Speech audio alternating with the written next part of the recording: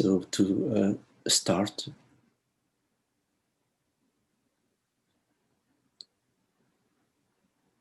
simply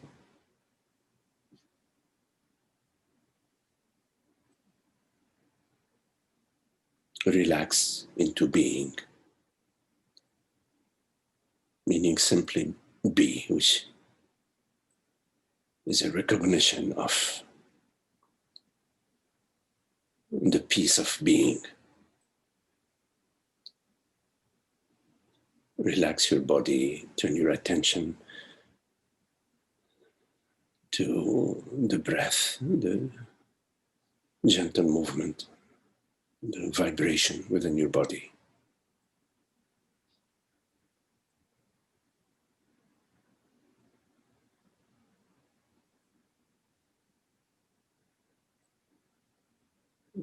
Welcome yourself, welcome your experience,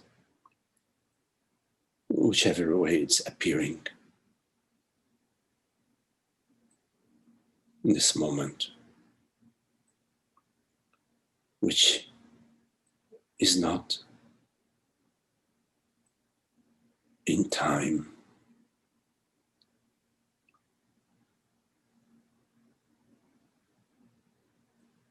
The reality of presence.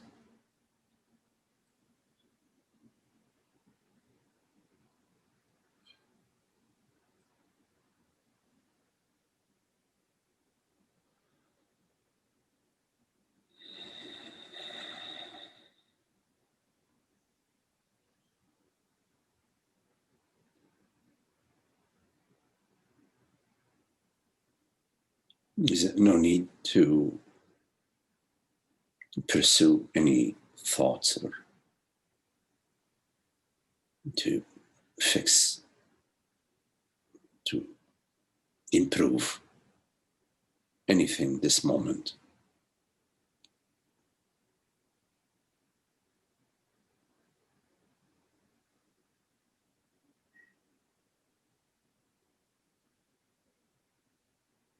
No need to pursue any thoughts.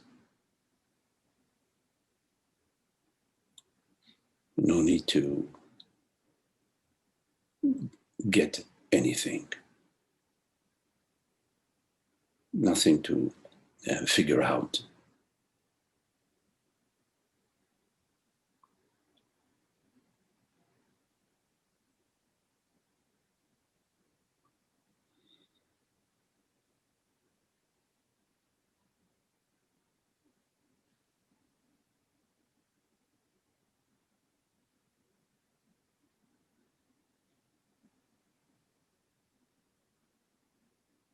To be like the wide open sky,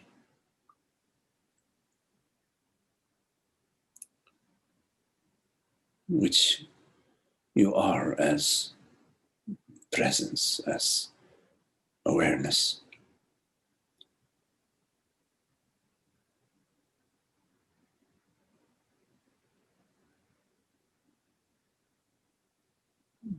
The wide open sky has no issues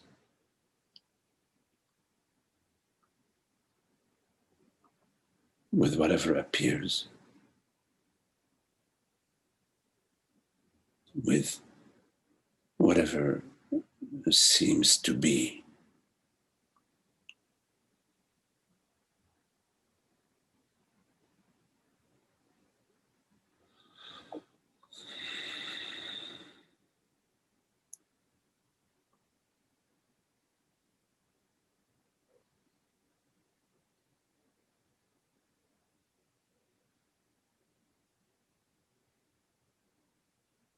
Although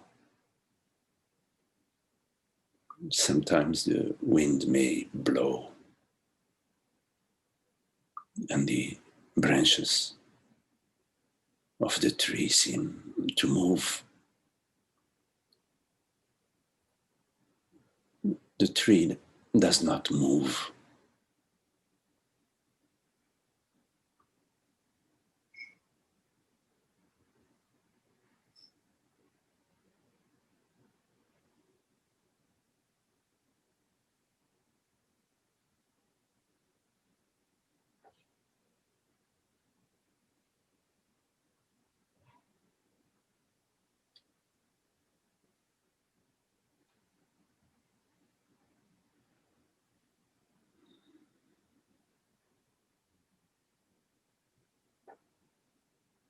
Notice the peace of being.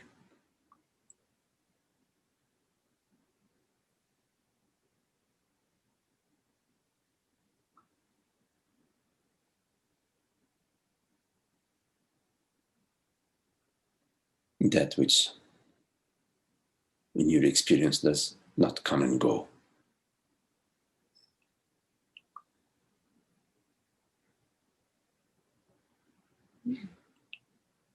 That in your experience, which is not the result of any activity,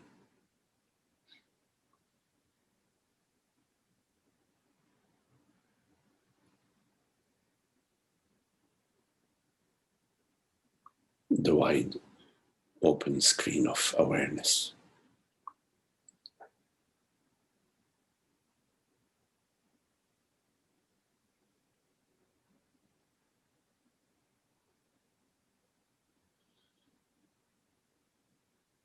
Which recognizes itself as I, as presence.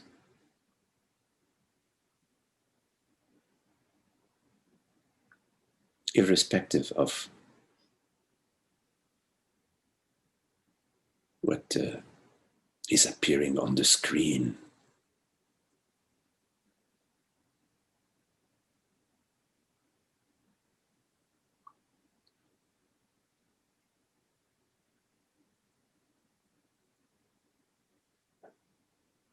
This borderless aware presence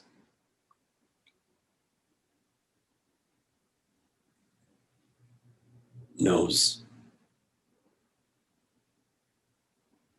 itself to be and knows that it knows.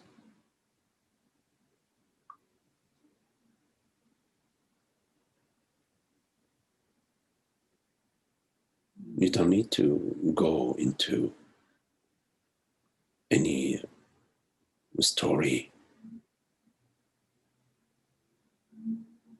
You don't need any narrative.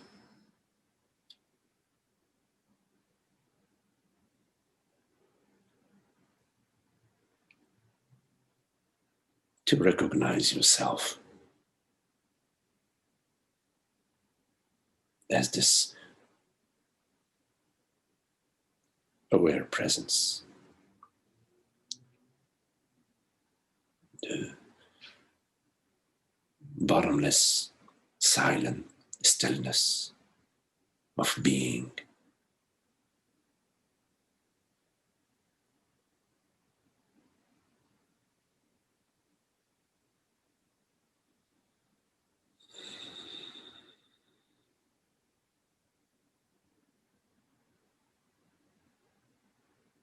You don't need to recollect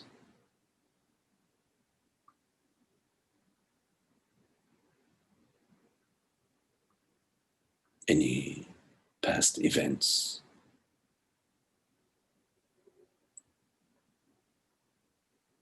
You don't need to secure the future.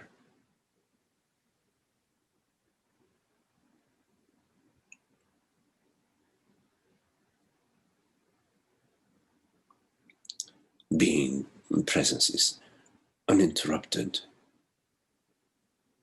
and independent of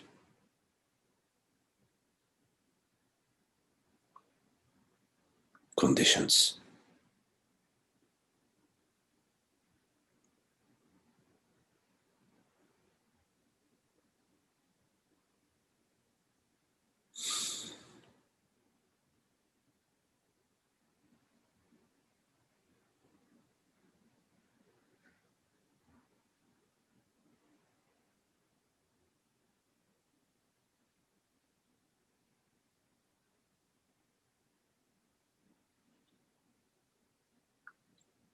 Whichever way you define yourself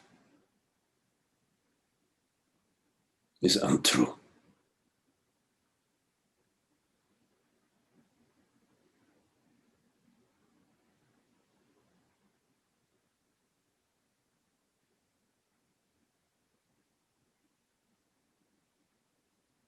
You are not the storyline.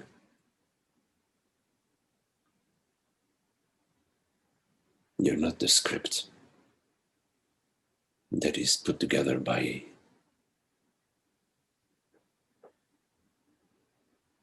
thought and sensation.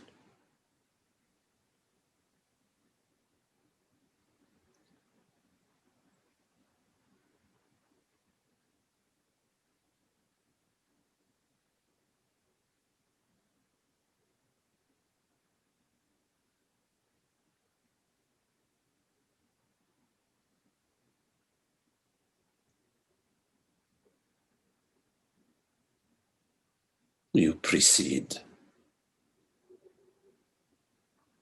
the narrative.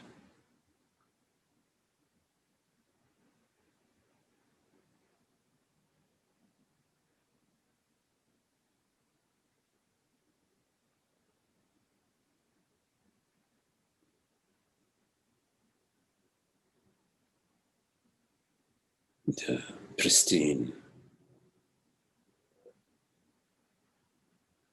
borderless, transparent, aware presence, the I, only I, one self.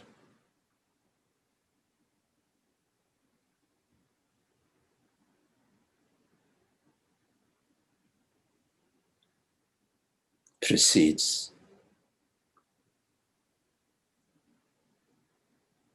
thought, permeates thought, and survives thought.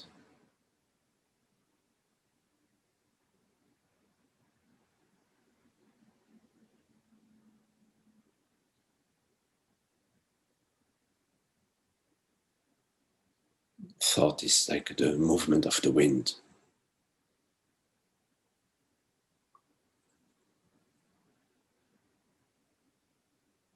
The reality of which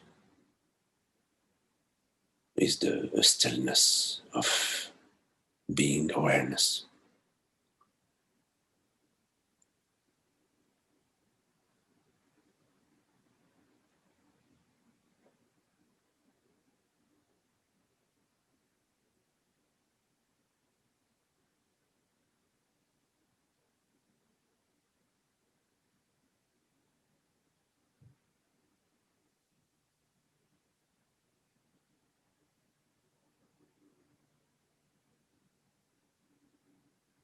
Whatever appears to you arises out of that which does not appear, and is made out of this aware presence, which you are.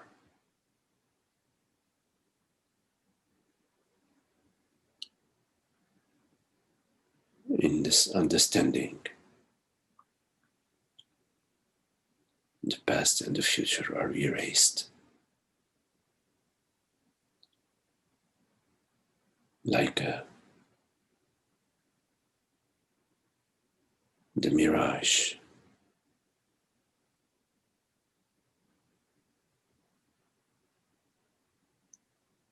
In the warm desert sand is erased upon your understanding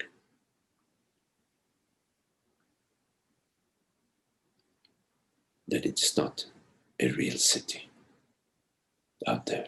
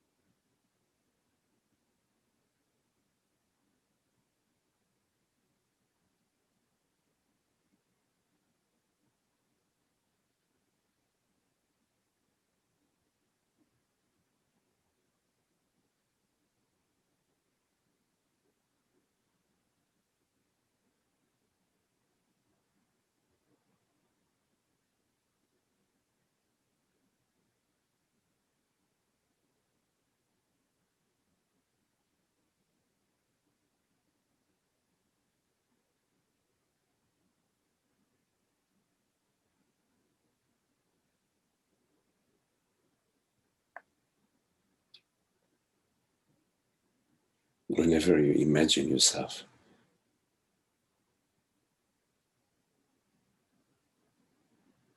to be a separate self, a son, a daughter,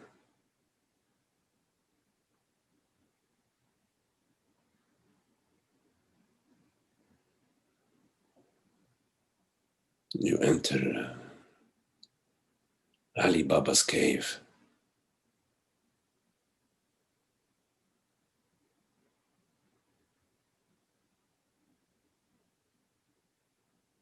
Many tunnels.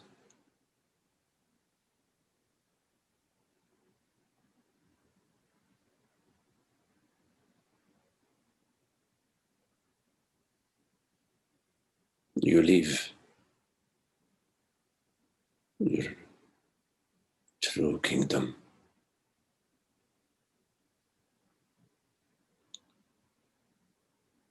You separate yourself in bits and pieces.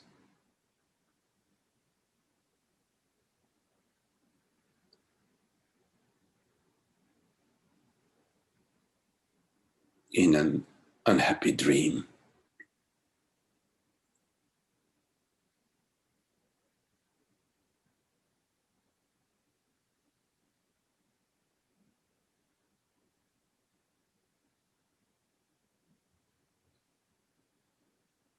But in a moment,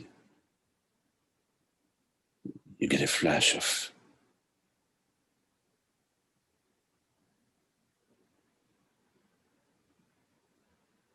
that which does not come and go, the eternity of being.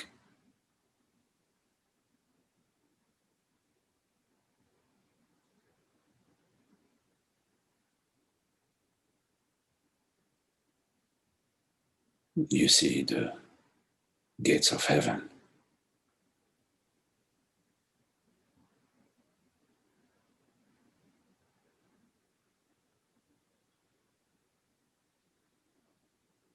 And you know the way.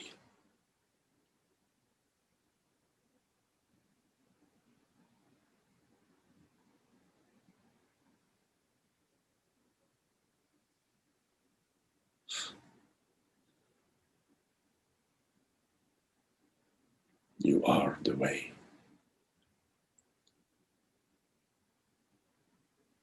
I, universal consciousness, am the way.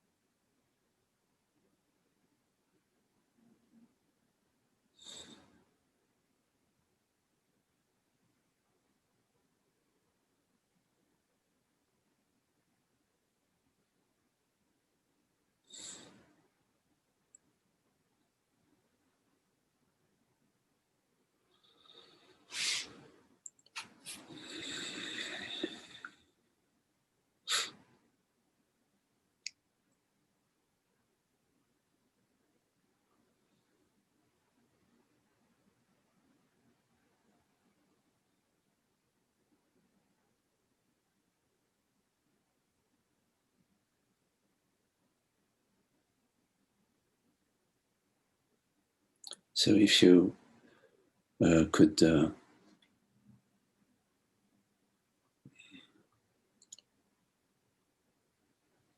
unmute your mic if you have any questions, anything you would like to share, to explore, any comments.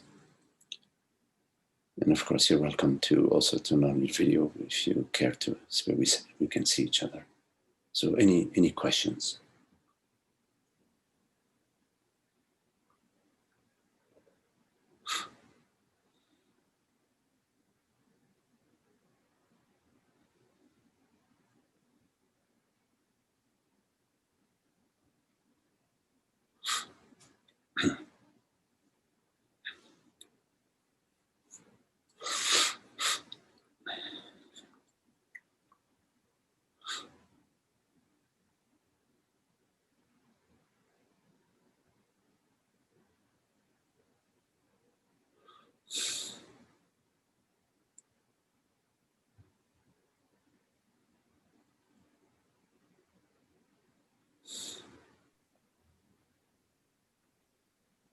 Hello, Holger. Hello, Magdi. Yes. This meditation and this peace is so wonderful that I first didn't want to come out of it, but it's still here. I mean, there's just a deep fear I'm discovering in myself. Not a fear, just a doubt, a hesitation or something, like I'm responsible for something in the world that I have to do and that I'm not aware of. And maybe that's just a trick of the mind to keep me in the game.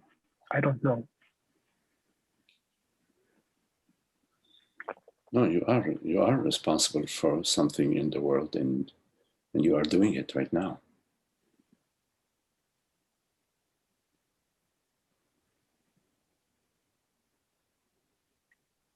But it's so effortless.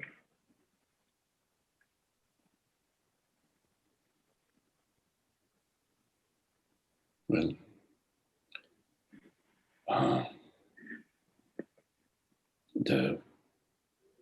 from the source, from the spring, effortlessly, the fresh stream, a fresh flow of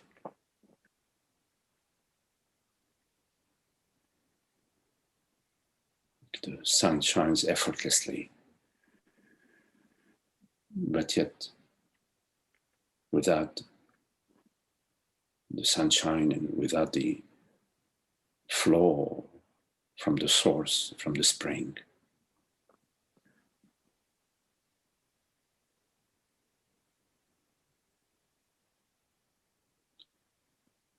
life wouldn't be nourished, there wouldn't be nourishment.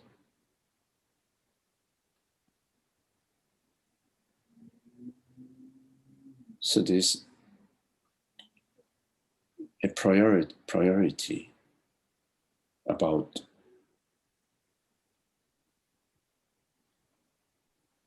what we need to do. The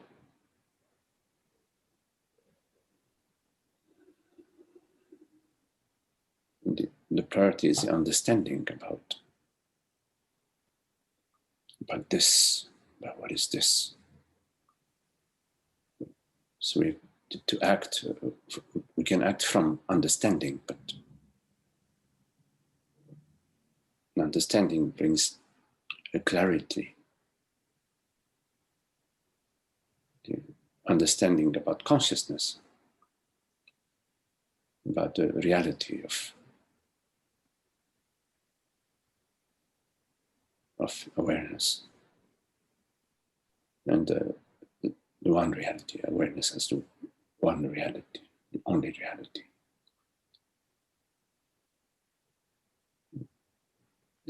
From this understanding, then that's the understanding of the absolute, of the source, of the ultimate, the one and only.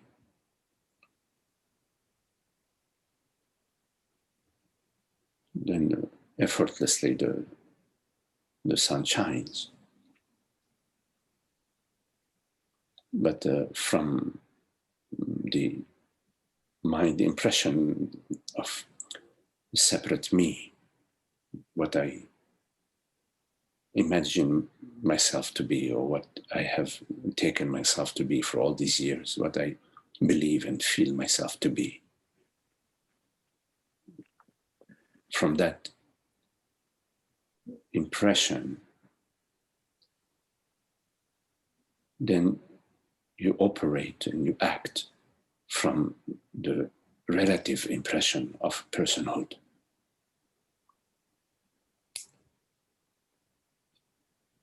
And so all your behavior, all your actions from the relative impression of me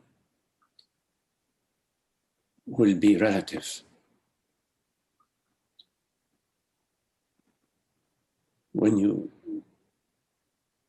operate from the sense of limitation, all your actions and your behavior, your thoughts, your perceptions will have that imprint of limitation, isolation, loneliness, aloneness.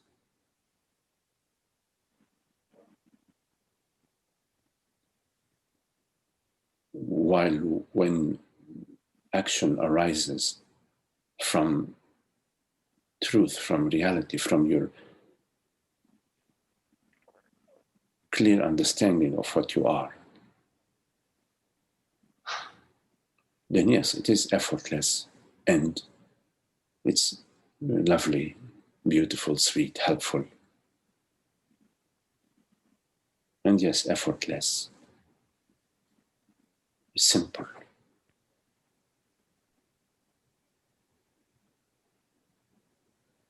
Why not?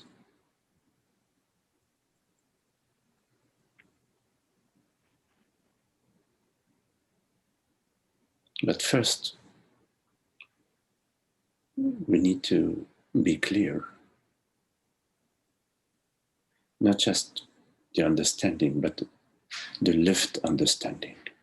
In other words, the understanding that permeates your entire being, permeates your thinking, your feeling, your perceiving, your acting. Understanding that permeates your being. To be clear about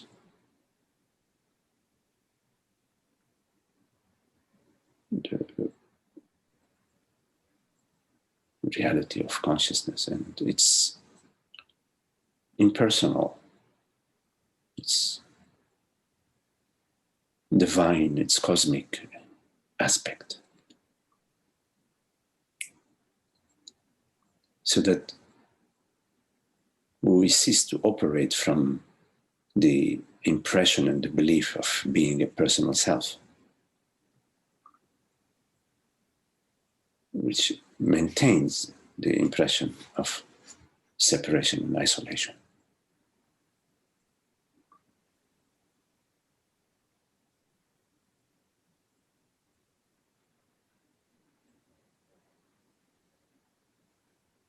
So it's not a problem that the impression arises that there is something that you must do, but simply investigate what is this I at that moment, within that thought or within that feeling. What is that I that you take yourself to be? Is it consciousness, or is it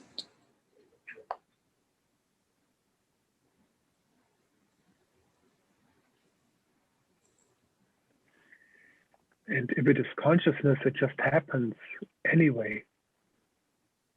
what happens anyway? I mean, then there is no doubting or no. Yes. I mean, then I just do naturally what Yes. I Yes. naturally. Yeah. Absolutely. So in let's say that being consciousness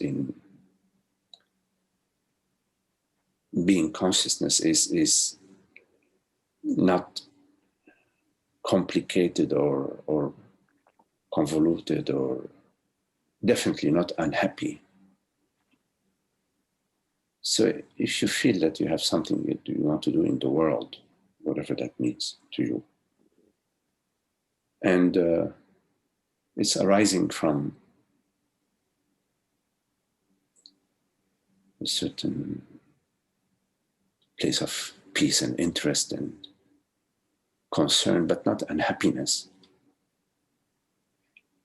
yeah, then you can explore that whichever way you speaks to you. But when you perceive a problem out there, then at that moment you've separated yourself into, you've separated, you created good and bad, right and wrong.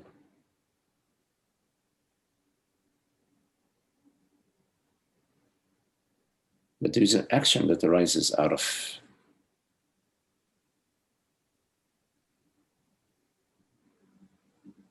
love.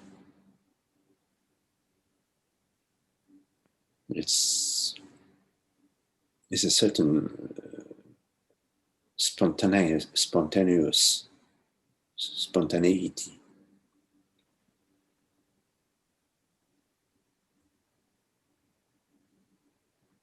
And lightness. It's not perceiving a situation out there that needs to be saved.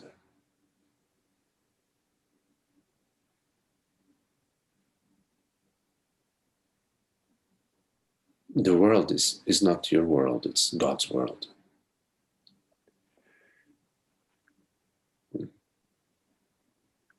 God isn't creating a world with some mistakes in it.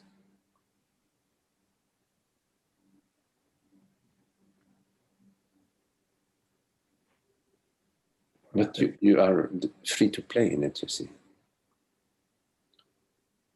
Right. That's such a release that you say it is God's world.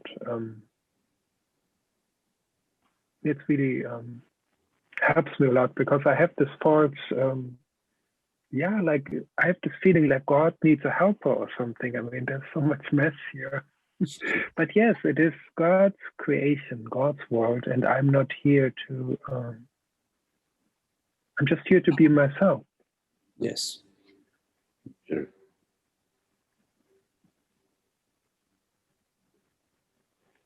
You're a divine reflection, a reflection of God's reality, as a way of speaking. You're not the handyman, the repairman. Janitor.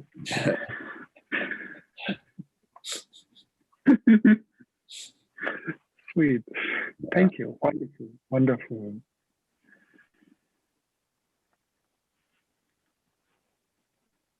You know, Magdi? when Shiva, une minute Shiva, une minute. When a rose blooms, there's a beautiful fragrance. So the blooming of the rose, the beauty and the fragrance is right there in the blooming. You see.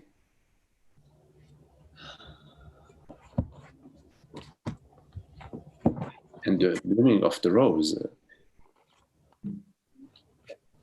in this way of speaking, refers to the peace of being, the recognition of our essential nature, which is love and beauty and causeless peace and happiness.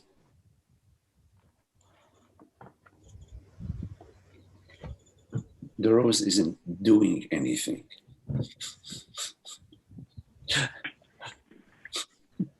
It's God's doing. Thank you.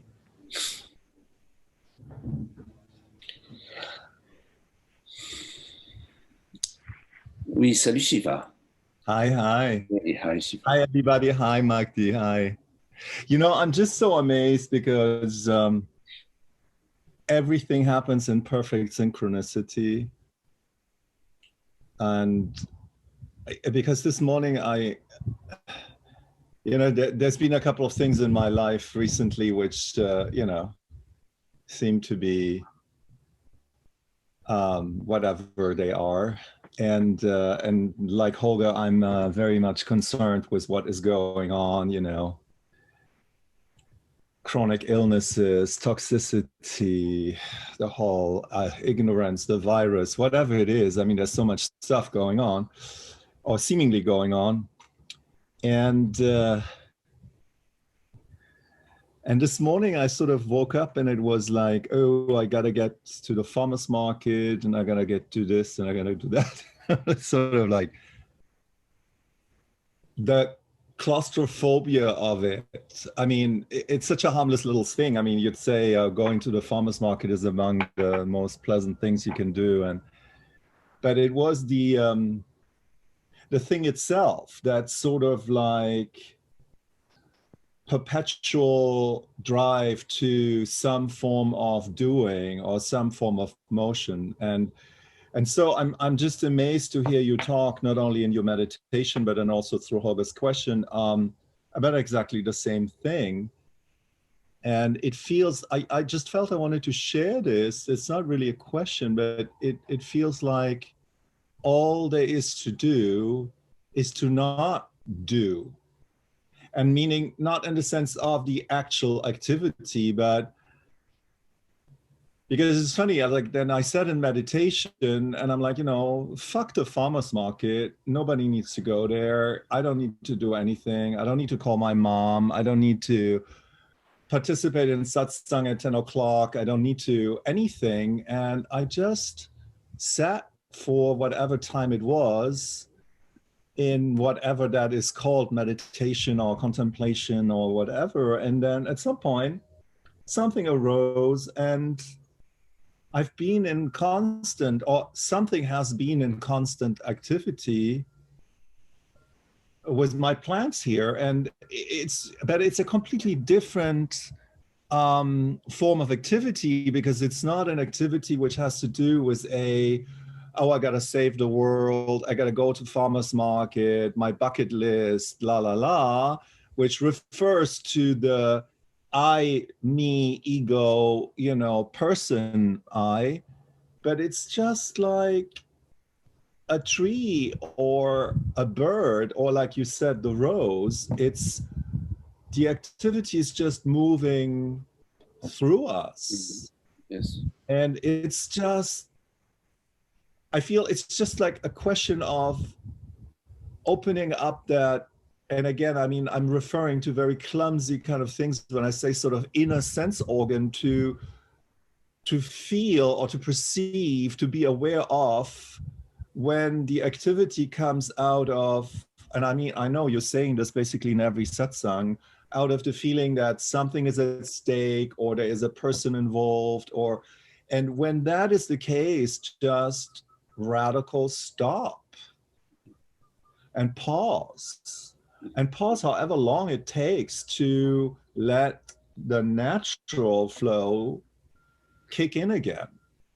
Yes. I was amazed yesterday about, and maybe that's the reason why we'll all continue for years and years being in satsang. I listened to Zach Bush again, and he was saying something about food, which I found so amazing. So most people live in this constant state of toxicity, and the microbiome, the bacteria, which is sort of like all these billions of living creatures within us, which we are constantly unaware of, they basically program us to some degree. That means if somebody is obese and craves sugar all the time, it's because his or her microbiome in the in the body, in the intestines, is messaging to the brain, get to the fridge and get the ice cream. So people perpetuate their own unhappiness constantly.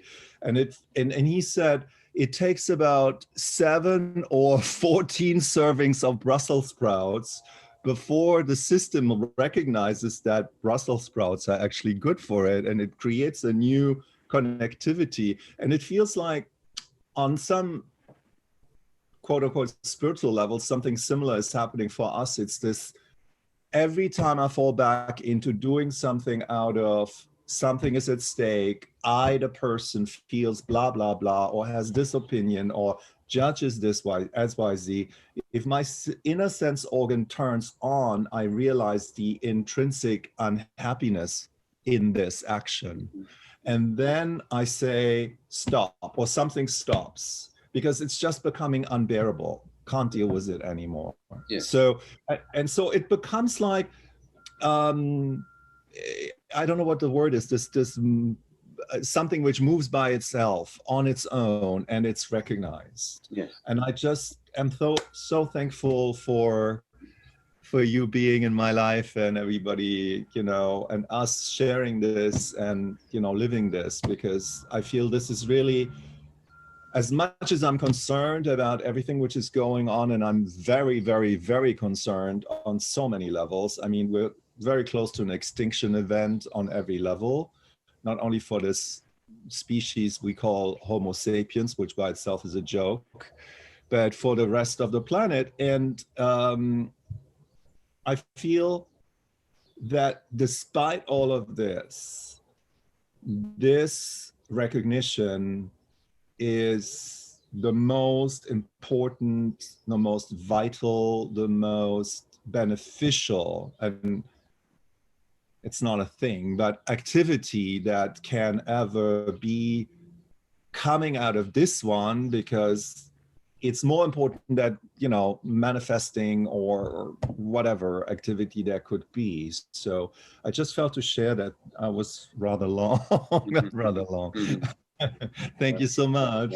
Thank you, Shiva. This is a very lovely sharing. It's, you know, as you were saying, whenever we seemingly leave the peace of being, and whenever we leave that which we are, which already is, and we engage in the me, in the, you know, the personal, the illusory self, is an unhappiness. And the unhappiness, as you said, don't proceed, you stop. Because if you continue to engage, to try to fix the unhappiness, it's like trying to fix an illusory, you know, as a monster in your closet, and you're trying to fix, you know, trying to find the right tools to extinguish this monster. You're looking, but it's all in the dream, in the illusion. So you stop. So stopping is very important. Yeah. And also to recognize that there is the reality of being, which is peace, beauty, whichever way, God's grace, God's reality. And there is the illusion, there is the illusion of personhood, that it's an illusion. To recognize that it's not, there is no separate reality. This me, the separate self, it's not nowhere to be found, you know, it's not, so it's like, okay, I get it, to get it again and again, I get it, is that ghost, that imaginary me, say imaginary me. Yeah. And it's okay that, you know, we sometimes we feel like the imprint, the echo of the past, you know, the echo of the old model of the me, the separate self, arises, you know, in this very sensitive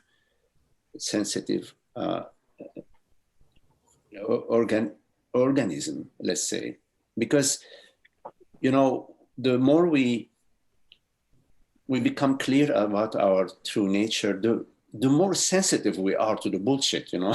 The more we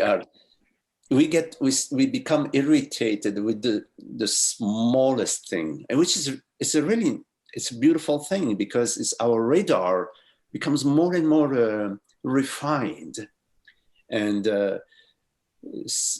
so we become very sensitive. And this sensitivity has two causes, let's say. It's a sensitivity to some of the traces, the old traces of the me, you know, the old concerns, the old patterns of what's going to happen to me. So there's traces of that, okay? But there's also the fact that as consciousness, there are no barriers, no walls. So we also sort of, we also sense beyond our own belief systems. It's as if we are sensing into the global ignorance, you see, because there is a global ignorance. You see it, you know, in all activities. You see it in what's happening to the earth, what's happening to human relationships. So there is also that you are not immune from. It doesn't take you to unhappiness, but you sense it. You sense the effect of ignorance. You sense the unhappiness around. So, but it's different from being unhappy. You know what I mean? It's so. Yeah. But when we confuse that which we're sensing and make it personal, then when we engage with it as the old model, as the person, that's wrong, is right and wrong. We at that moment, it's as if we are personifying that which is not personal. Mm-hmm. And at that moment, if we have to be watchful, because it starts to stick. Right. It gets a little stickiness to it. Yeah. And it's not about like not caring. It's different from not caring. It is very different from not caring, from I don't care. No, it's a discrimination. It's a discernment. You discern. And there is also the recognition that there is no right and wrong in God's mind. The right and wrong is the perversion of the human mind, meaning the separation, the global religion of personhood. You know, that's where the right and wrong is. But it's imagination. It is imagination. It's not the reality of being, of God. It's not God's reality. Right. So we keep returning to God's reality, to the reality of being. And as that reality becomes our reality, as a way of speaking, effortlessly, there is a radiance. It's the light in the dark tunnel, teeny tiny étincelle of in the distance. You see it, and it guides in the darkness. It is the light in the darkness. It's not trying to do anything. It's just shines. It's just shining. That's what the light does. It shines. It provides the light, provides the heat, provides. I mean, it's more than just a spark in the darkness. It feels like the entire tunnel is imagination. Yes. In that moment, it becomes so clear. And you know, I was amazed by listening to Zach again yesterday. He was doing this like farmers movement. He's a doctor, but he's aware that the whole problem is in the food. So he went into, I mean, I don't want to talk too much about it, but basically we're dumping like 4 billion pounds of Roundup and glyphosate into our food system, which is an antibiotic and kills everything. So basically what he did, and this is the point I want to make, is that within 1 year, nature regenerates. If we just leave it.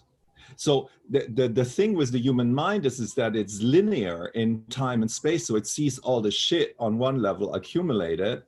And then it's like, oh, I'm the little me and there's nothing I can do. It's too much, blah, blah, blah. But in fact, as soon as we just leave that paradigm, all is well. And nature herself is recreating herself within the shortest amount of time. It's not like that for 60 years we've been in the paradigm of ego and now it will take 60 years for us to come out of it. It's not like that at all. And that's the amazing thing. It's so, the whole thing is this like convoluted mental, you know, illusion in which we get stuck, and then we feel helpless and powerless and like, how am I ever going to do it, and all that stuff. In fact, it's so simple. I don't want to say easy, but it's so simple, really. So Yes. I don't know. Yes. Present awareness is obvious when it is obvious. I mean, Right. that is simple. Well, it's really about, I mean, for me, it's all about relaxing. I see this has been my path, and I mean, it might be very different for others, is it's not so much the understanding and grasping and, oh my God, oneness, what is it? And God, what is it? And it's not the approach of the mental. It's really the approach of deep relaxation on every level. And the fact that I can trust that I can stop without me or the world falling apart. It's like in the stopping that is the salvation. In the pausing, in the taking the breath and contemplating and looking around, but not in the sense of I want to get it. Well, you know, understanding doesn't go against the relaxing. Right. Sometimes understanding, at least the understanding about which we are talking, which understanding, which leads you to clarity about the peace that is. It's understanding about the thoughts. It doesn't go against the relaxing, it helps with the relaxing. Right. It's difficult to relax out of just a directive, you know, that's the way to relax, as long as you still believe yourself and feel yourself to be, you know, this bubble of feelings and emotions and images and that are operating within you, you see. And they feel real. They feel real because there may be some thoughts that appear to you, but once you realize that you are untouched and unmoved, that what you are is untouched and unmoved. So there is a role for understanding. There is actually an important place for understanding as well. But, Yeah, it's not limited to that. I'm sorry, I didn't mean to say that. It sounded probably very judgmental. That wasn't what I meant. I feel like the understanding, I guess I just assume that, like, 10 years of Advaita and Vedanta, there was my time of trying to grasp it and trying to understand it and understanding it. Yes. But then the feeling is that after the understanding comes the time when it needs to be integrated. Yes. Yes. And that's when the relaxation kicks in, because Yes. you can't repeat the understanding. The understanding is there, and then it feels like the body, the accumulated whatever karmic vasanas, whatever it is, which still kicks me back into ego, kicks me back into there's something at stake, kicks me back into I'm afraid of XYZ and my grandmother. So I'm on that level feeling now. Then it is understanding and applying relaxation in the understanding, or pausing or stopping or whatever we call it, to not continue spinning with the old, defective wheel, but letting the new wheels, it's a silly metaphor, kick in and do their job, which is not me, so anyway. Yes. That's what I wanted to say. So it wasn't about not understanding is not important. Understanding is very important. Right, absolutely. Yeah.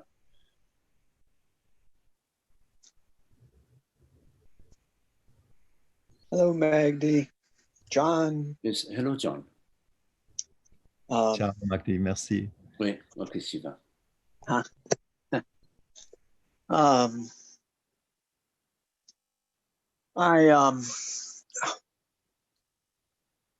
I'm thinking of the words. I have to think of the words that struck me rather than sentences and stuff. But effortless. And then stop, or need to, or and often we can use those, as a way of doing something. And so I see now that I guess I could say, consciousness, I'm not going to be doing anything as a person. Consciousness, it's only from consciousness's, say, perspective that things are doing and going or whatever, but and not even from there, but I don't want to get too involved in that. But I wanted to make a comment, really, that because I notice this more and more often, even though there's plenty of times when it doesn't happen, but I do notice it. And that is that sometimes where we say stop, or stop, there's like for me, there's a tension in the body. I know when I'm sort of appearing to contract into a person, and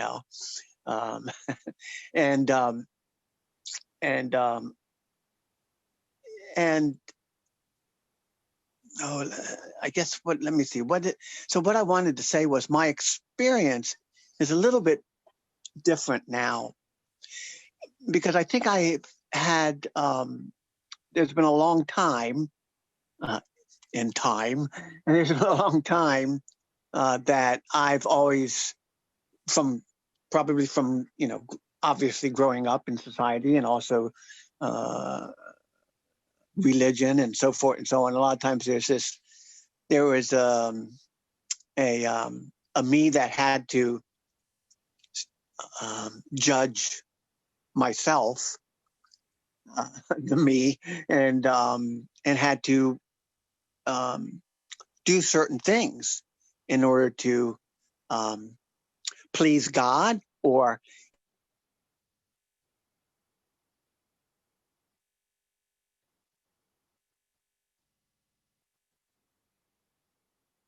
I lost the audio, John. what happens, what's so beautiful for me, is that what I notice without effort, what I notice is, I noticed it today, I noticed that more and more, is that I stop, and it's not it's not a me stopping. There's a recognition. People were using the word recognition. That gets used a lot, but it gets used also with consciousness. Consciousness is recognizing itself, and that becomes more and more clear in a certain way. And I could even express it with thought and so forth and so on. But it's that when there's a contraction, there are times when I automatically relax. I'm not going, I need to relax. I need to practice my program. I need to become consciousness. The more that I have to say that I stay connected due to satsang. I read and so forth and so on. There's a desire to know my true self. And I know that desire is from consciousness also, because consciousness is the only one that can do that. But so with that, I find that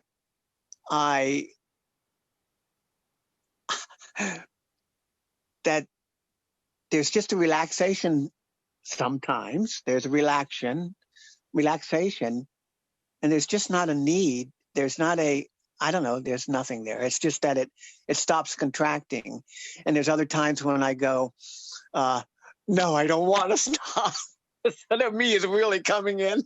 And but that's also noticed. So the beautiful thing for me is that I don't have to make a lot of effort. I'm noticing that the noticing is there, because I think the stillness, I'm going to use these terms, or myself with a capital S, is becoming, you can say becoming, but it's not.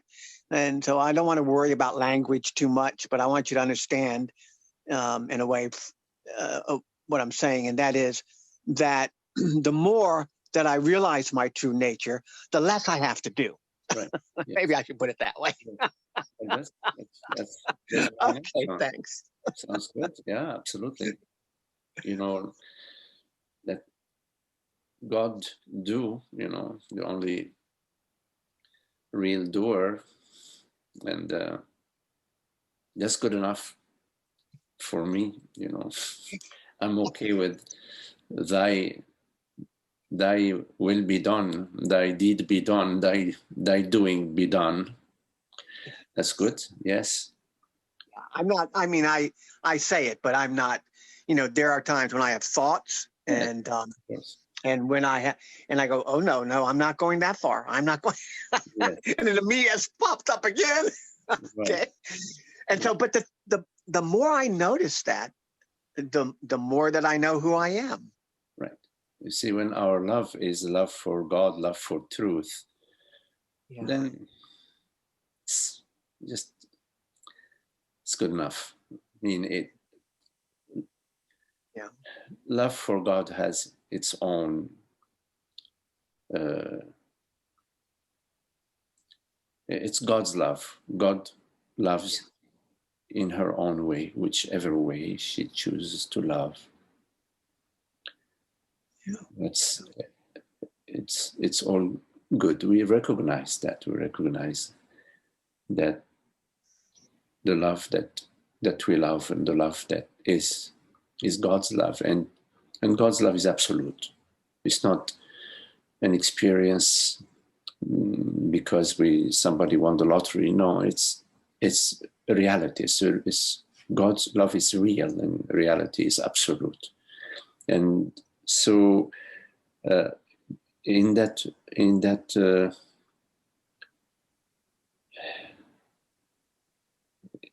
in a way, in that understanding, in that recognition, in that interest in being God's instrument in a way, it's all conducted, in her hands, by her hands. Yeah. So yes, sometimes there is, oh my God, what's going to happen to me? But because our love is clear about truth, then we realize that this me in this moment is just but a reflection of God's reality. It's not a separate me. It's not the me that is apart from God, apart from the totality, apart from consciousness. And the river flows to the ocean, you know. It's, you know, here and there, it may seem to be sitting, to be still, but if you look really closely, it's moving. Maybe it's moving a little slower here because the terrain is a little flat, but all rivers flow to the ocean. Somehow there's this knowing that I am the river, I am the ocean. Yes, beautiful. Yes. You know, and other times, I should say a lot of times, but other times, no, not at all. So, and it's okay. I'm laughing because my so-called life has been struggling to become somebody, something enlightened, you know, a good boy, a bad boy, a religious boy, a this or that, you know. And so, oops. Yes. And so anyway, so that part is relaxing, but it hasn't been without feeling a very personal me saying, I can't go there. Or, you know, there has been still a me that just pops up that seems to fight that beauty and that peace and that love that, you know, it just seems to, you know, you know, it doesn't want to disappear, you know, in a sense, you know, I'm just trying to use words to describe it, but it's there. That's okay. The bigger thing is relaxing with that as well, because, and it's done more and more on its own. It's, you know, I'm saying on its own, but, you know, it's just done more and more as you're saying. So I guess, you know, I could talk about that forever. Everybody can, I suppose. But anyway, the beauty for me is that that's dropping more, and the you can say the stillness behind, or, you know, it's not behind, in front, or whatever, but it's in a way I could say, in relative words or whatever, I can say it becomes it. My true nature becomes more apparent than the river, and yes, and I'll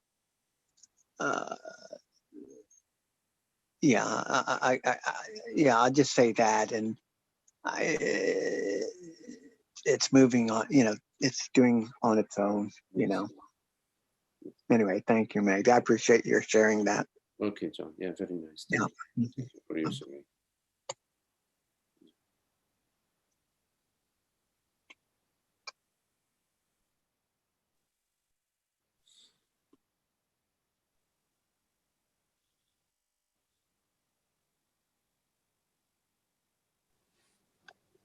Any questions? Hi, Magdi.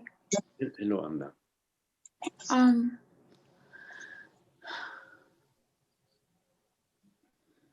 I have two questions. The first one is, talked about right and wrong, good and bad. Well, I don't know what my question is, but could you talk more about that? Yes. So good and bad is very simple. You are bad and I'm good. You're not wrong. No, you're wrong. I'm right. That's true. No, I'm just, no.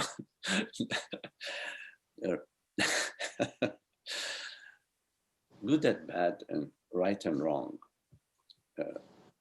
First, they don't exist in God's mind. There is no right and wrong and good and bad in God's mind. What does that mean? They don't exist in God's mind. Meaning, there is no reality to good and bad. There is no reality to right and wrong. The nighttime is not good and the daytime is bad, or the daytime is not good and the nighttime is bad. When the sun is shining hot, really hot, it is not good. And when it's shining, the sun is shining less hot because of the time of the year, it's not less good. Thank you, John. So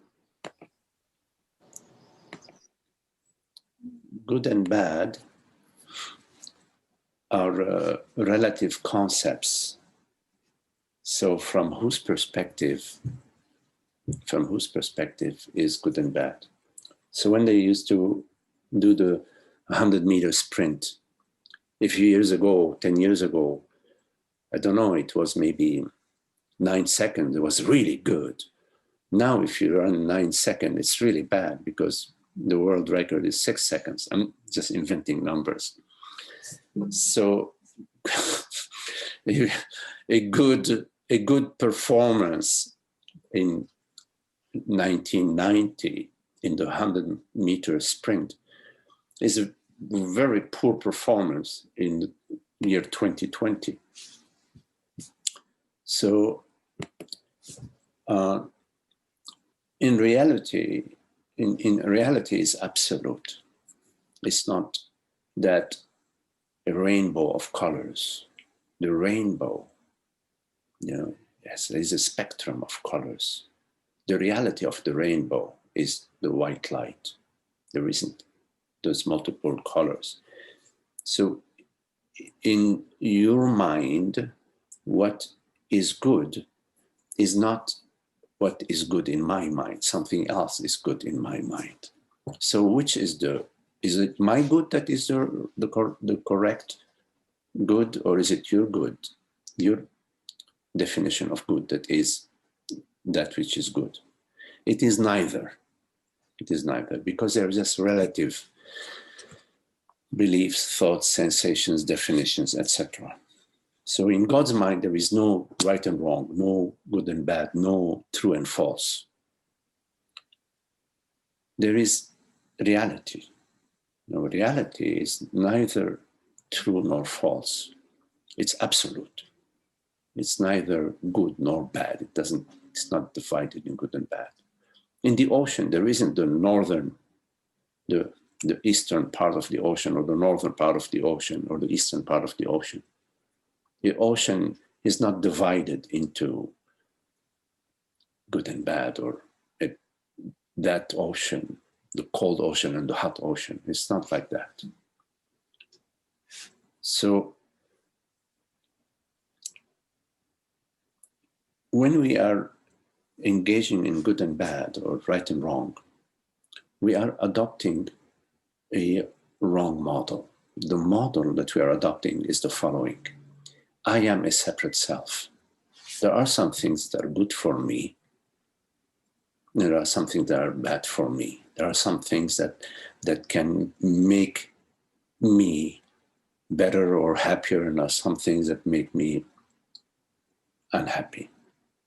So this model is a false model. Why? Because there is no separate self. Because you are starting with a fallacy. You are building your foundation. You're building a building, and the first floor, the first floor that you put is blocks. The first block that you are putting in to build your house in Florida, they're made out of ice. You buy these cubes of ice. You put them next to each other, and then the next level is solid block, But after 1 hour, or 2 hours, or 3 hours, that house is going to collapse because the ice is going to melt. We are starting with the premise that there is a relative personal self, a personal reality. And this personal reality, which is imaginary because there's no such thing as a personal reality. This personal reality is what I take myself to be. I believe and feel myself to be this personal reality. And there are some things that are good and bad for that personal reality. The good and bad that I'm imagining, they are part of this imagined reality. They're part of this imagined self. So, having said that, in our life, we have adopted, certain principles of good and bad. Is you have the commandments, the 10 commandments that basically you could say that following the 10 commandments or the 12 commandments, whatever it is good, and breaking the 12 commandments is bad. And when you look at the commandments, they're not coming from a personal mind. They're coming from consciousness, because consciousness is love and beauty and the recognition of the one reality. So in this, from the understanding of consciousness, the principles of the commandments, the principles of right behavior, which are in alignment with the wholeness, have been developed. The good behavior has come from our understanding about consciousness. The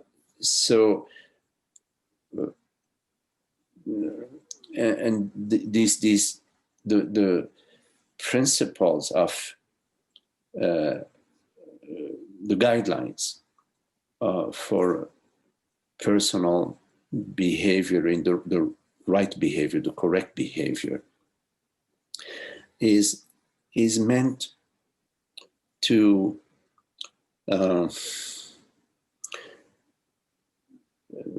guide the herd. You see, when you are a shepherd, you have a herd of sheep, and the sheep, they go in all directions. So you have some principles. You get the dog that runs around them, keeps them in, not to get lost. Similarly, because we believe in a personal consciousness, we perceive erroneously, and we act from this place of separation. We don't recognize the other as myself. We look at the other and we see what car they have, what money they have, do they look better than me? We don't perceive with the eyes of unicity. We perceive with the eyes of separation. And from that perspective, because we perceive ourselves as separate selves, the commandments are helpful. The guidelines, the religious guidelines, are helpful. So, just to back up a little bit. But as you come to comprehend your true nature, your essential being, comprehension, then you realize that you are not a separate self, that you are this borderless aware presence, this one reality, the reality of God. And from that perspective, you will come to the understanding that, there is no good and bad, there is just love, beauty, understanding, wisdom, happiness. And that's not personal. It's not personal. It is not personal. So then you don't need the dog anymore to go around the sheep, to herd them.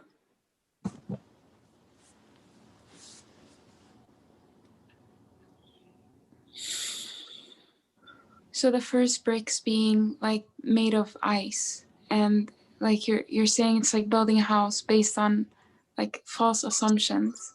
Yes. Okay, like in terms of like the body, like there are things that are good for the body and there are things that are bad for the body. Yes. Yes.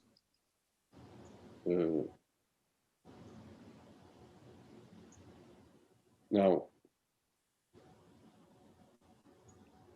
there are some things that are good and bad for the body, but it's still in the relative sense. So, for example, you could say that it's good for the body to rest when it's tired, right? Mm-hmm. As opposed to just staying up, continuing to work, operate and push itself, and then they build the house crooked, you know. So if you are working and you are, yes, okay, I need to keep this open here. Oh, okay. So if you are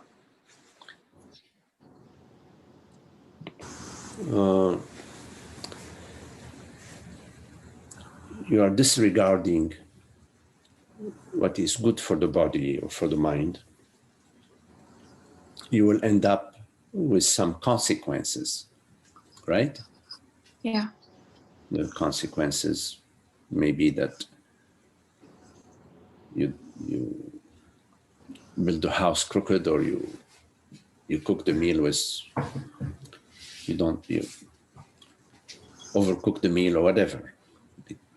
So there are consequences. But these consequences are unconsequential. They're non-consequential. They don't mean anything. They don't matter.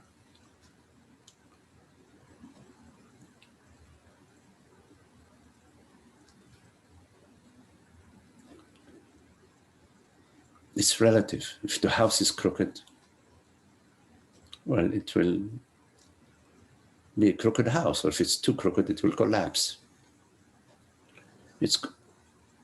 You are giving meaning to something that has no meaning.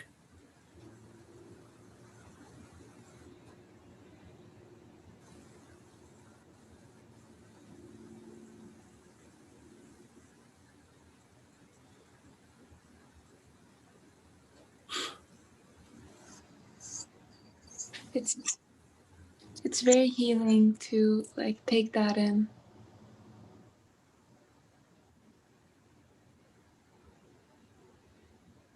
Well, that's a good way of taking it. Some people may find it to be totally crazy, but I'm glad it's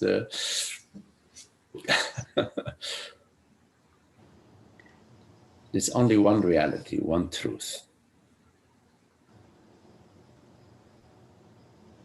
And as that reality, there is no a better reality or a worse reality. But in the relative realm, meaning in the realm of the imaginary me, I want things to operate in a certain way. And so I do my best to make things happen in a certain way. But as soon as I leave God's hand, as soon as I let go of God's hand, then you are in the relative realm of good and bad. But as long as you don't let go of God's hand, all is good, all is well. There isn't an all good or a bad. But because we have left God's hand, we've let go of God's hand, we live in the realm of good and bad. How do you not let go of God's hand? You recognize God's reality as the one and only reality.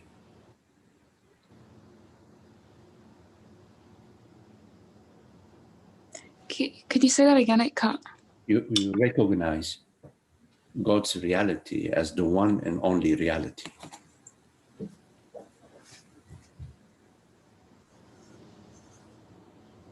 Meaning you recognize the one reality. There's one reality. And in your experience, you know that reality. It is I consciousness, I, this aware presence. That you know as being real.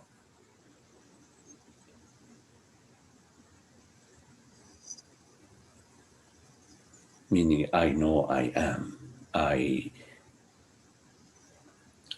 This presence is also knowing. It's a knowing presence, and that's how I know I am, via this knowingness and via this presence. So the presence and the knowingness are one. The Sachit, presence, awareness are one. I know that to be real, because it is that which knows itself. It never leaves itself. It never ceases to be and to know.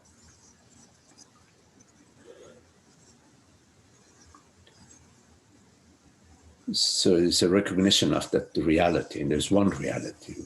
We know intuitively there's one reality. So how could, within this one reality, how could there be two, good and bad?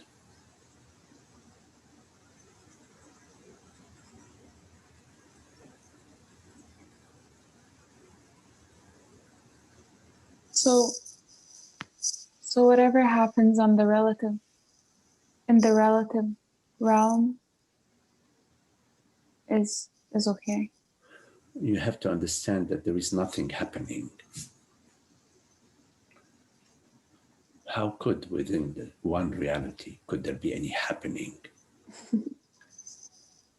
So when you say, as long as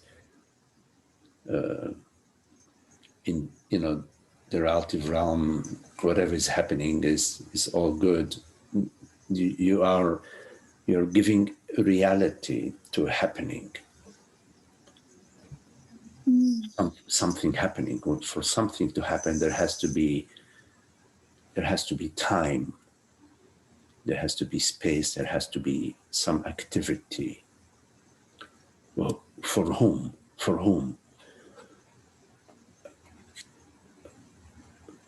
As the one reality is not it's not a happening. There aren't some things happening. There is an impression of happening. The impression of happening comes from the belief in the content of thought and the belief in separation. The belief that there is a a personal self to whom it's a relative. Something is happening to relative to me.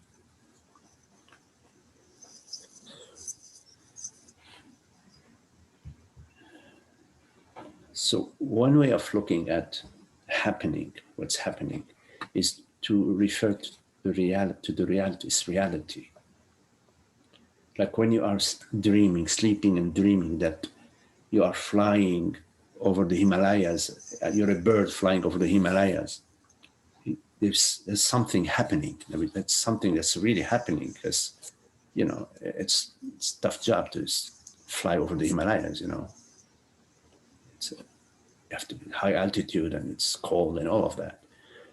So it seems that there is something happening that's,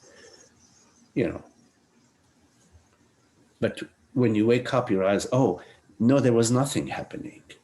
No, there was no bird flying over the Himalayas. I was not flying over the Himalayas. But from the perspective of when you were in the dream, you were a bird flying over the Himalayas. But the fact you're never in the dream, because you're not in the dream. Consciousness is not happening. There isn't an actual happening. You could say there is an impression, a mind impression of happening, which is thought, which is what we refer to as thought. But thought is one way of looking at thought is whenever you leave God. When you leave God, then you are thinking. Leaving God a lot then. I'm sorry? I said, dang, I'm leaving God a lot then. Seemingly. I mean, when I say when you leave God, seemingly, you're never flying over the Himalayas. You're never leaving yourself to become a bird. You're never actually leaving yourself to become a bird and to fly over the Himalayas. So when you just moved your hand, yes, nothing, like there's a movement, like there's something that happened.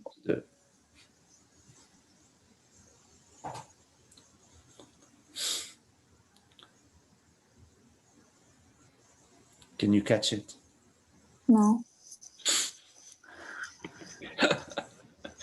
When you say it's a mind impression, like awareness is like aware of that, but aware, like it, I don't know. You see, when you say awareness is aware of that, it's as if there is a that and there is awareness. So awareness is aware of that. There is a movement of the hand. That's at the mind level. Say, oh, well, there is something real happening. There's a movement of a hand and there is awareness of that. And there is, let's just keep it at that. So in fact, the awareness and the hand, it's not, there isn't a time elapse between the awareness and the movement of the hand. You could say they're like co-arising. Yeah. But even to say they're co-arising, is just a way of making a concession for the mind. Because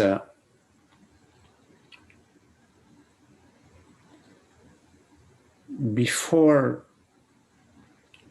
you even before the thought arises that there is a hand moving,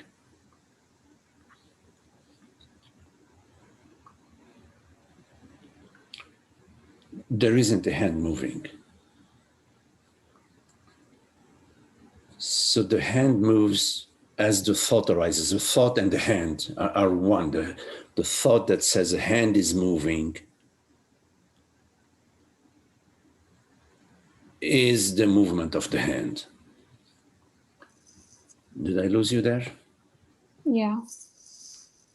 Because it's like there's like the hand that moves and then there's the thought. It doesn't seem like it happens, like sometimes it's an after thing. Like the hand moved. What is your experience of a hand moving without the thought hand and without the thought moving? Well, let's say that you haven't yet gone to the university and learned the word hand. You don't even know what a hand is. And you haven't yet learned what is the meaning of moving. I don't think there would be any experience. It would just be, I don't think there would be an experience. Like, I don't know. Okay, so the hand moving, to say the hand is moving, it requires thought. Yeah. Requires the concepts and thought, right? Mm-hmm. So the hand moving arises when the thought is on board. When I go inside your brain with my trolley and I find that the right compartment in your brain, I pull it out and I download hand, I put in HAND and I hammer them in and I put in moving, I put in a little program said moving and I wire it and I push that bin back in your brain and I leave your brain. Then you're experiencing a hand moving. what I'm saying is that the thought of a hand moving and the hand moving are one. So in fact, there is no hand moving. You know that koan about the two monks, they were in the monastery, they're looking at the flag moving. It's a Zen thing, and they're having an argument. Oh, is it the wind that's moving the flag or the flag that's moving the wind? Is it the wind that's moving or the flag that's moving? That was it. Is it the wind that's moving or the flag that is moving? And the head monk, the Roshi, the teacher, was walking by. He heard them.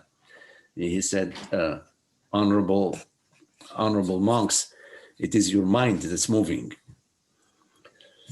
It's a Zen parable. I don't know if, anyways, it's for people who are into Zen, they probably heard this before, but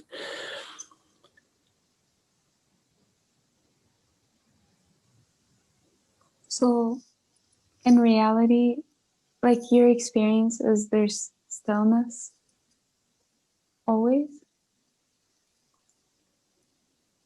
with impressions. Consciousness is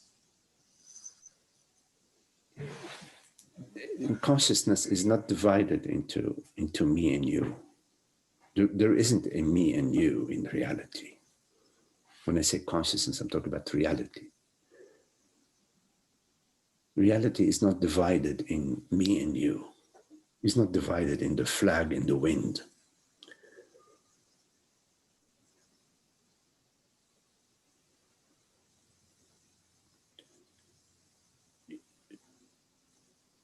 In your experience, there is the reality of consciousness. I mean, when I say in your experience, I mean what I is. It is not, there isn't a personal I.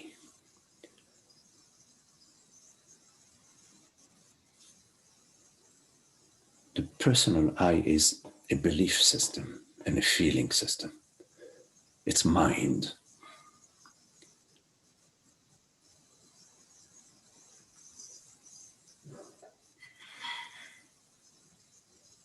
Your experience is not mind, it's being.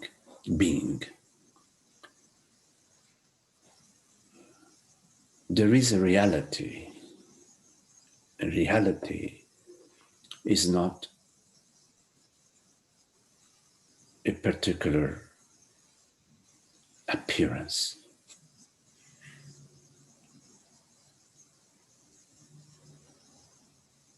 Right? There is a reality. You agree with that? There is a reality. There is something rather than nothing. Yeah. It's not something that appears. It's not the oak tree in the yard. But there are appearances within reality, right? Well, first, let's be clear that reality is not an object. Yeah. And let's be clear. Wait. Let me make sure I got this. Reality is not an object. Yes. Yeah. An object is limited.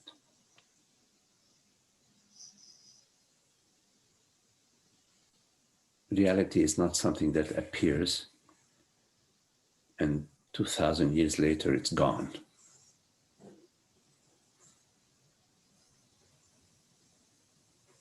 Mm-hmm. So we need to be very clear that there is a reality, and the reality is not anything that appears and disappears. And also, there are two realities.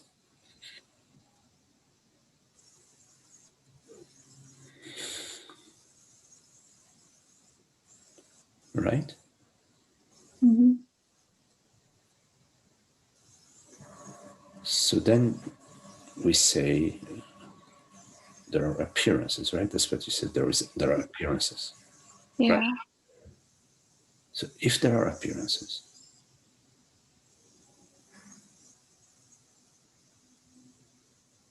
it can only be that appearances are nothing else but that one reality appearing, because we said there are appearances, appearing from itself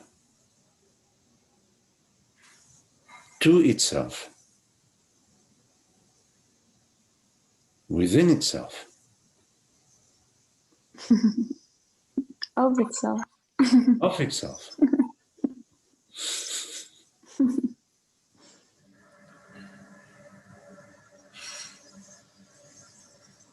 So that there isn't an appearance of something, there isn't another something else that came from another galaxy. Now there is an appearance.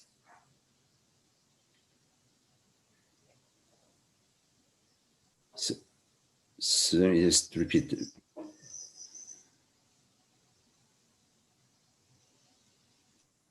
There is a reality. There is something rather than nothing. And this reality is not something that appears. And there's one reality.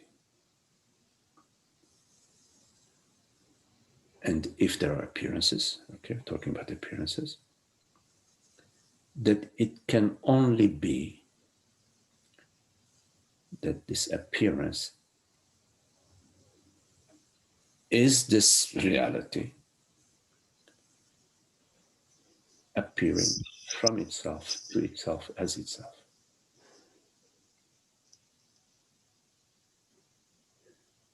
Okay, once we have covered that, then we turn our attention to this reality.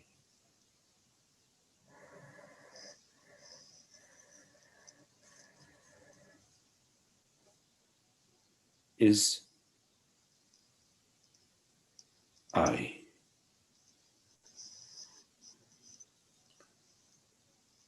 Meaning presence.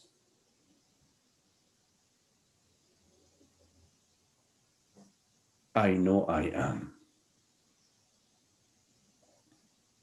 Yes, I know I am. Yes? I was just stuck on, like, how do I turn to this reality? I mean, you're saying it right now, but I'm stuck on it. I know I am. Okay. Are you on board? I know I am.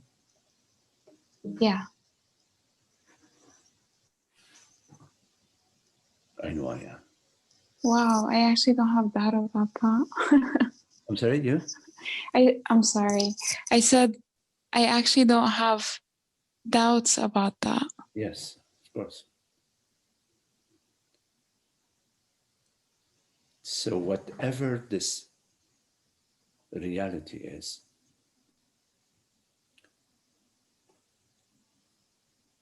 this I, and is this I that knows that it is.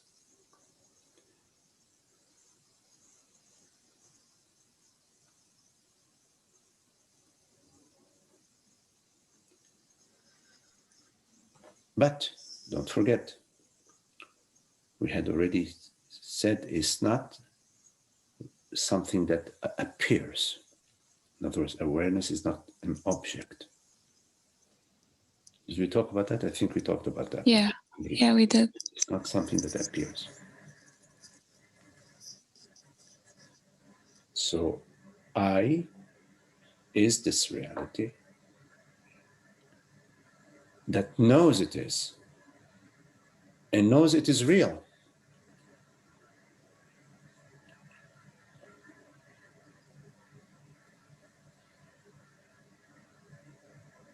but it's not something that appears. It's not an object that appears. And whatever appears can only be this reality, appearing as taking on the form or appearing to itself, from itself. And it's not real. Well, when you say it is not real, what do you mean by it? The appearances. Well, we already said that the appearance is this, if there is an appearance, can only be this reality. Right, but like the appearance in and of itself is not.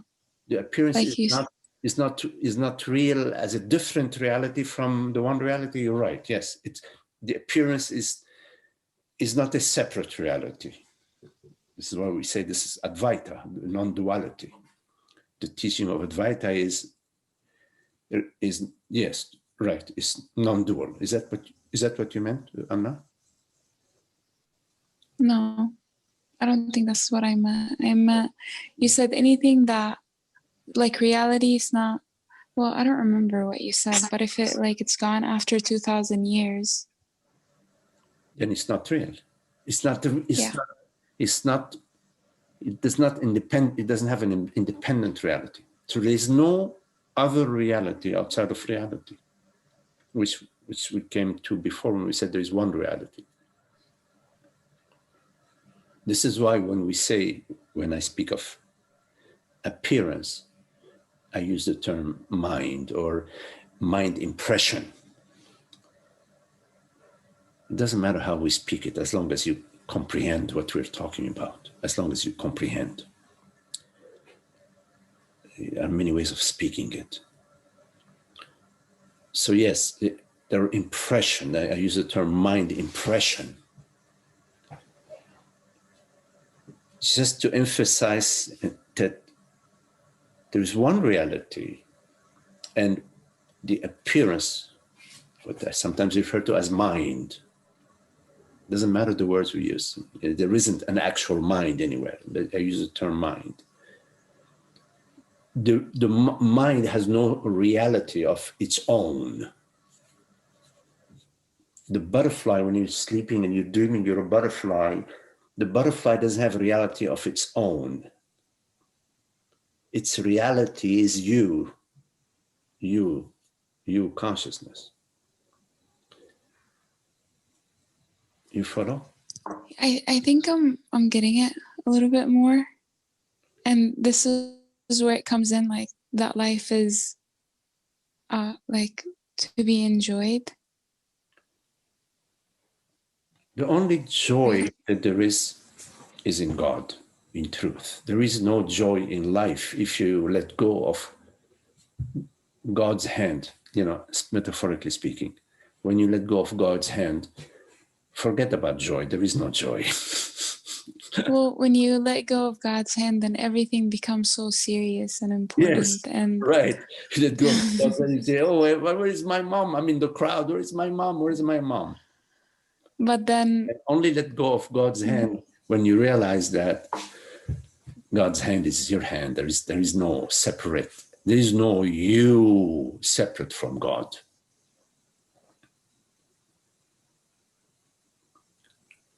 But as a way of speaking, we say don't let go of God's hand. But this is the Dharma is metaphoric. It's only a thorn.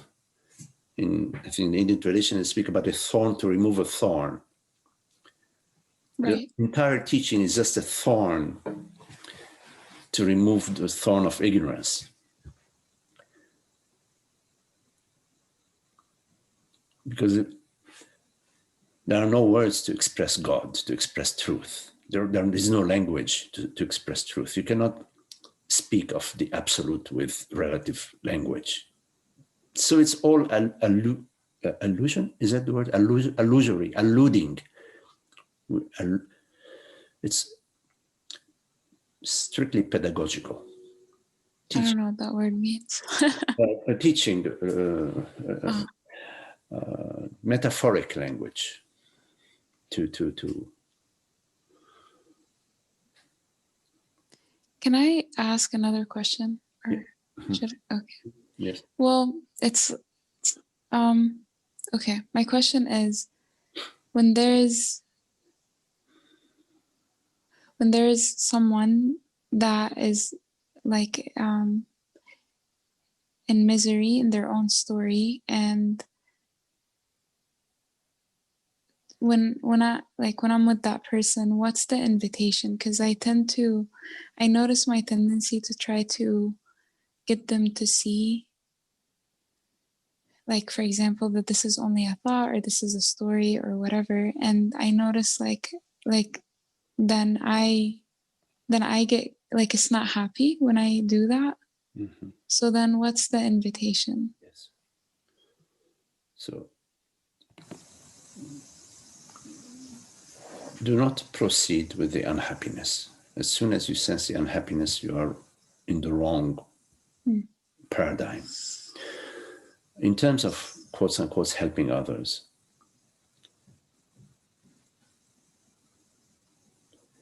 if somebody asks for help, yes, you see what you can do. And if you feel that you perceive an openness, you perceive somebody who really is open to, your help, then you present, you help out. But when we are helping, there is no me helping. There isn't this. I'm not helping as in me. So in fact, I'm not helping. You cannot help somebody out of when you are taking yourself to be a separate self, then you are in the unhappiness yourself. So you have to be watchful of what are you believing yourself to be at that moment. Are you believing yourself to be, I'm not a helper? So what is it to help somebody as consciousness? Consciousness doesn't perceive any right and wrong. There is nobody to really help because there is no disorder from the perspective of consciousness, only from the perspective of the sense of separation. There is disorder, order and disorder is imagined. But from God's point of view, there is no disorder. All is well as it is. So, as consciousness, you are never helping another because there is no other. In the relative realm, when you meet somebody, are you meeting them from the perspective of good and bad? And if you're meeting them from the perspective of good and bad, there is no love, there is judgment. So how do you meet somebody without any perspective of good and bad, without any judgment, without any evaluation? That's how you explore living the Dharma, living the truth, living the teaching.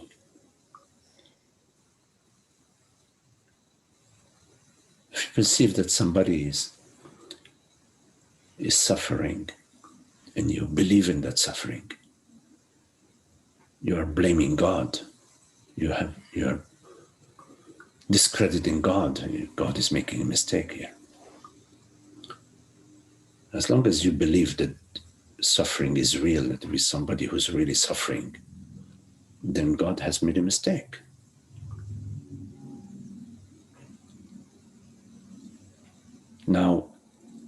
There is another way of looking at it, which is the impression of suffering. The impression of suffering is part of what calls you back to the peace of being.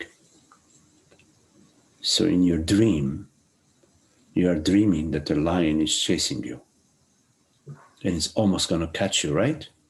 Mm-hmm. And what's the end result of that? You wake up. You wake up. You wake up.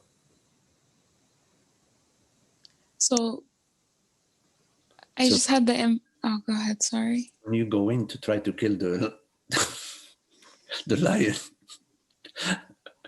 maybe you're interfering with my waking up. Leave my lion alone. Oh my goodness. I was gonna say, like, the image that came up for me was like if a little kid is scared of the monster and I'm trying to help the little kid, but I'm also believing that there's a monster right under the bed versus like, so like that impression of suffering, like it just seems like there's a monster. There is no monster. There is no monster. There is no monster. And so, you go in and you say, okay, look, I'm going to hold you in my arms and don't worry, I'm going to hold you tight. And when you take a little stick, I'm going to take the stick. If there's a monster come up, I'm going to hit the stick on the paw. So then the kid will come with you and say, okay, I'm not, I'll come with you. Yeah, that's fine. That's so it's the same thing with everything, Same thing with everything. Thank you so much. Yes.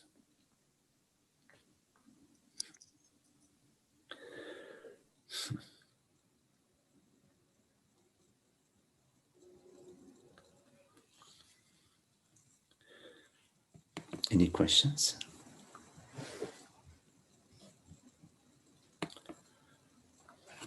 Okay. Well, very beautiful to be with you as usual, Holger, John, Shiva. Merci. Silva, super, George, Amna, Frédéric, salut Frédéric, Esther, Holly, hello Kelly, and Rashmi. Thank you all. Thank you. Thank you. Thank you, Amna. Thank you, everybody. Thank you, Magdi. Thanks, everybody.